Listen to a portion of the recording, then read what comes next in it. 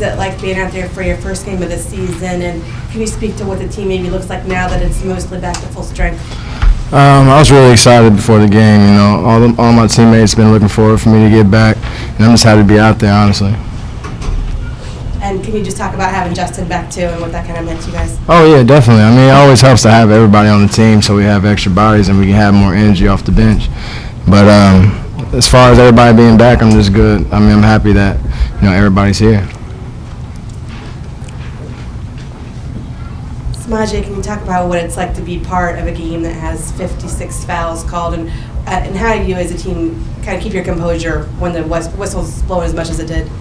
I mean, it's crazy. You just got to get used to it. We got to get adjusted to it when the refs start calling the ticky-tack fouls. You just got to, play as a team, get used to how they call them fouls now. I know last year they let us get away with a lot of stuff. This year, the game kind of changing. Jalen, this was your first opportunity to get on the court for extended minutes.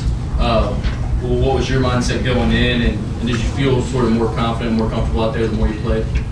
My mindset going in was good. Just wanted to get a lot of rebounds, help my team out. And once we got going, it felt great. Just being out there with my team, we was all together, came together and got the win. Do you feel like the game's slowing down a little bit for you, especially on the defensive end at this point? Definitely. Just being in the right place, knowing when to time up a shot, and ready to block it. Semaj, when they do start calling fouls like that, it'd be easy to get frustrated. What do you guys do not to let that get to you? And once again, we got to just stick together. We got to stick together when things get rough. That's why we always huddle up and talk about what we got to do, talk about how we want to play defense.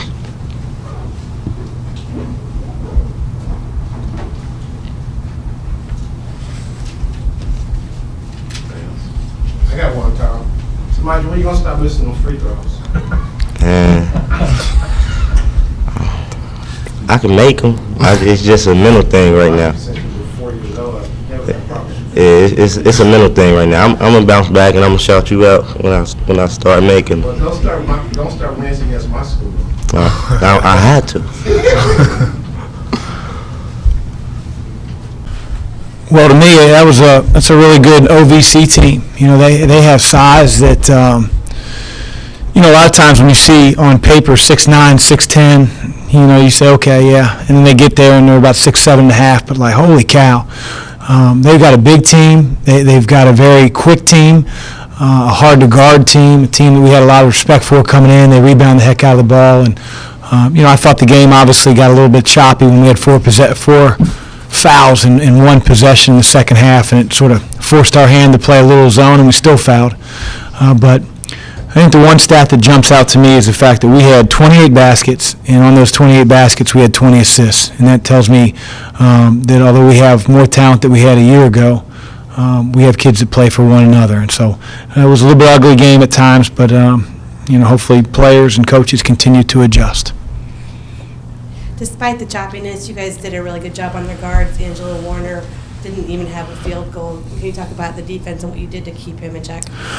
Well, they run that dribble drive, and it presents a problem, especially with the way they call hand checking. But, they are a driving team first. Even though Warner is a guy that can really fill it up from the three, it's predicated on deep penetration, the ball getting into the lane and getting sprayed out. And I thought, Semaj did a really good job on him when he was on him. And didn't really give him any looks. And we knew going in he was the known. So, sometimes you have nights like that on the defensive end where their best player doesn't play quite as well as they would like. But I thought our defense, besides the fouling, was decent. You had kind of expected a game like this with the new rules, 56 fouls in 40 minutes. Was it encouraging, though, that your guys didn't seem to get frustrated or let the choppy pace? I got frustrated, but I think there were individuals on our team, Joe, that were frustrated just because they wanted to play, and no one wants to come to the bench, play in 30-second spurts. But again, that's the adjustment period that our players are going to have to go, are going to have to make. But I thought for the most part our guys kept a cool head. I thought we didn't let it rattle us too much. And fortunately, Morehead State didn't make a lot of free throws there in the second half. Otherwise, it could have got a little bit scarier than it got. Chris, was it nice to get Jalen some extended minutes out there on the court, let him play through some of those mistakes, and also where is he at in terms of his development since 2 weeks ago? Well, the great thing about Jalen is, he finally broke out and played like we know he's capable of. And, I said to Joe and Byron that I was frustrated for Jalen. And, I want to clarify that. I didn't say I was frustrated with him. I was frustrated for him because everybody on our team knows how much potential he has and how good of a player he's going to be, and at times can be now, but he hasn't been able to show that because he's been in foul trouble. The ball hasn't found him. He's dropped a few passes, but tonight I thought was by far his best game, and hopefully that gives him a shot in the arm, and he continues to be a huge boost for our team because he can rebound with anybody in the country, way above the rim. He can finish. He's an excellent player. Do you feel like Dee gave you guys an important boost too, because for the first time there in those first few minutes, Brandon and Miles actually looked like freshmen a little bit. Brandon had early fouls and had a turnover or two. Yeah, I had this grandmaster plan of playing all these different guys and sort of dispersing the minutes, and then next thing you know, Brandon's got 3 fouls in the first half, and so never did I feel like Dee would be in a position where he was going to play 35 minutes. But Dee did a great job. He was the player tonight that I want him to be for his next 2 years. He wasn't always that way a year ago, and maybe our team had a little bit to do with it.